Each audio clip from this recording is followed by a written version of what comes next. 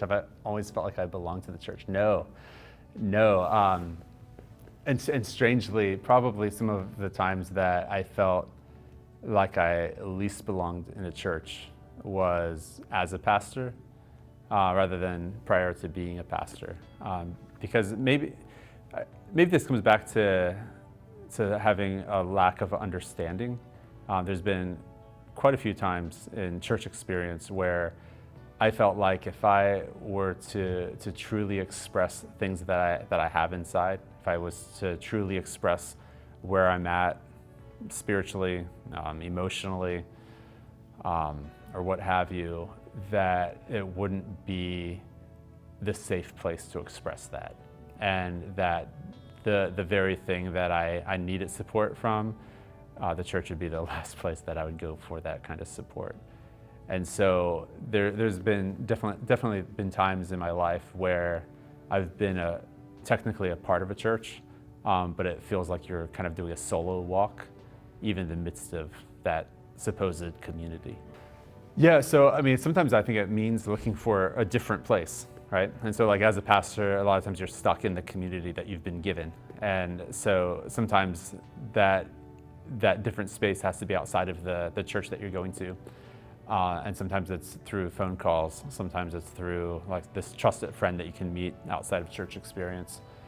But for me, I think a lot of times it has been, there's also been the flip side of that once I found someone that I did feel like I could trust, or that I was willing to risk that there was actually more acceptance than I expected. And once I was willing to be the one to cross over a line and to be open, to be vulnerable, to share some kind of thing going on in my life, that there might be more support than I realized there was.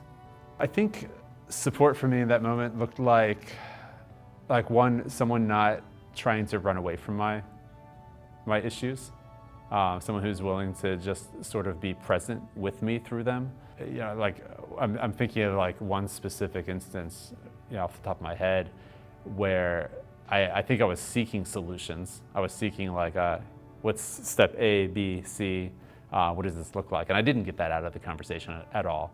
And I didn't get that out of the relationship in the following, years after that. But I think what I got out of it was a sense of there was someone that was on my team, someone that still believed that I had something of value to offer, and someone that was still willing to keep checking in on me and you know, just journeying, just doing life together. Maybe at one level, it's just recognizing that we are people of community. Like that's something that we need. God is a triune God. God comes from this place of community, and we were designed in a place where we needed someone else in the garden. And so one is just recognizing the value that I need other people in my life, and then two, recognizing that as I seek that out, and as I look for that person or those people or that group of people, that it does take the risk, and because it's a risk, that means that there's a chance that it's not going to work out. There's a chance that I'm going to be rejected. There's a chance I'm going to be hurt, and that's just one more step in the journey of finding the right place where I can connect and where I can belong.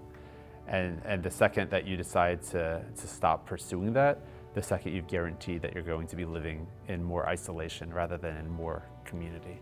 And so I think that the other thing too is to recognize that as I'm seeking out those experiences, whether that's me seeking out to walk with someone through what they're going through, or whether I'm looking for someone else, to recognize that it's mutually beneficial, that this isn't just something that's a need for me, but the person that I'm connecting with, it's going to be a need for them as well. And it's going to be a blessing for them. It's going to be an important part of their life journey.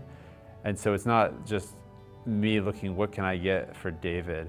But it's an imperative for me to go out and make these connections, because if I don't, someone else is missing out on something that I could give by connecting with them. I guess my hope for the local church would be that the gospel would really be, back to that word, good news, that it's something that would provide like in the local context, that when people come together and they're willing to share openly with each other, that they would feel like there's a sense of hope, that there's a sense of like, man, I've got something good here, and there's encouragement and safety.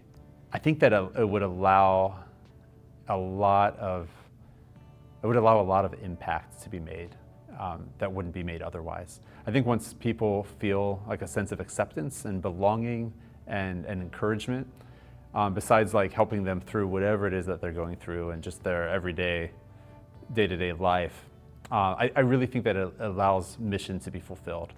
Once I feel like someone is going to be an encourager, and their critique is going to be constructive, and the things that they speak into my life is going to be from a place of love and support, I think that gives me a lot of freedom to act. It gives me a lot of freedom to take risks, and to know that even when things fail, even when things aren't like the way I designed them and life doesn't turn out the way I was expecting it to turn out, that I still have that community that's going to support me. And so I think a church that is willing to embody that and really live that out, they're going to see a lot more happening in their community, like in the lives of all their members. I think a lot of it for me, the shift that takes place is recognizing that somehow I have to show that I'm trustworthy. And sometimes that's happening before I recognize that there's something that's a need in their life.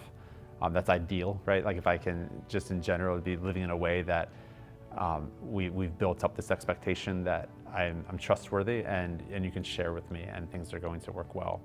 But otherwise, when you do see something happening, you think, man, I wonder if I could speak into that. I wonder if I could walk beside them in that. I think sometimes initiating, being the one to take the first move. As a pastor, I've always been a little bit shy to initiate a lot of things. I always want people to invite me into their space first, to make sure that I'm not stepping over some kind of boundary.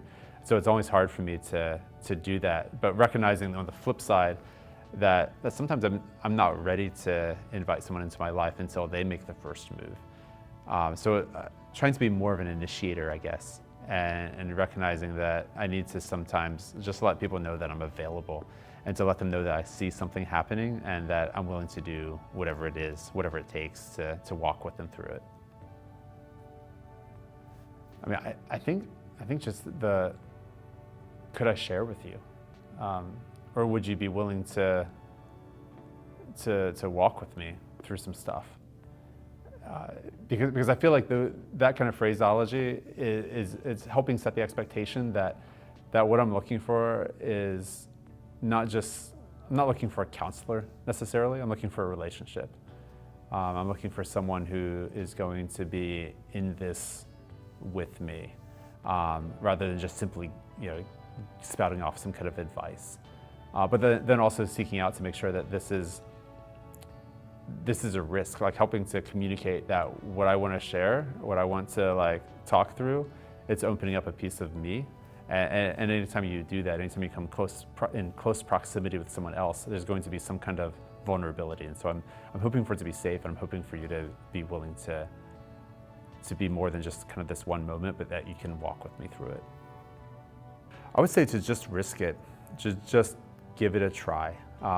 Find those people to journey with. And it might not look as traditional as what you first thought. It might have a different package than what you were originally envisioning. But find the people to journey with and really lean into it rather than run away from it.